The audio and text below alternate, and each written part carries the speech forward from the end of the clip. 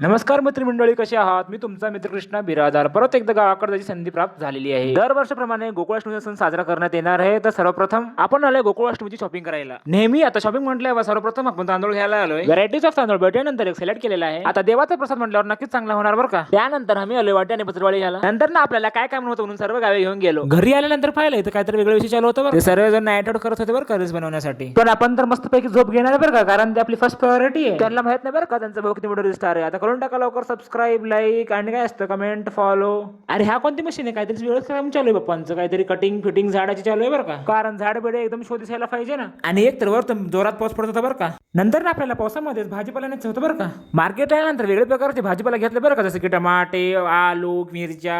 पण कामं तर खूप सारे आहे. तयारी तर जोरदार चालू होती बरं का. मम्मी आणि दीदी तर फुलाचे हार बनवत होते. मला पण एकांकडे एक भयंकर काम होते बरं का. घरामध्ये मी छोटे म्हणून मला सांगितलं होतं झेंडे लावायला. झेंडे म्हणजे आयुष्याचे झेंडे नाही गड्या, झेंडे म्हणजे फरारे आहे बरं का. इथून तुम्ही पाहू शकता आमची तयारी.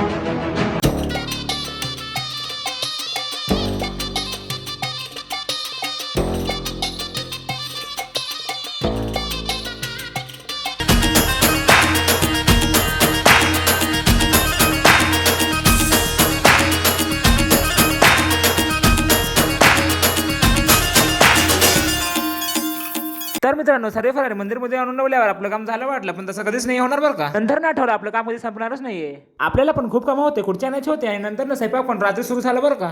नंतर ना आपल्याला एक मोठं काम करायचं आठवलं, ते आपल्याला चूल घालायची होती बरं का, कारण देवाचा प्रसाद व्यवस्थित व्हायला हवा. नंतर ना आपल्याला 2-3 मोठे मोठे भांडे पण आणायचे होते बरं का, कारण प्रसाद बनवायला मोठं भांडं लागतं ना, आणि इत्यादी सामान पण घेऊन जायचं होतं बरं का लगे. आता पाहू शकता जन्माष्टमीचा पुरे कार्यक्रम.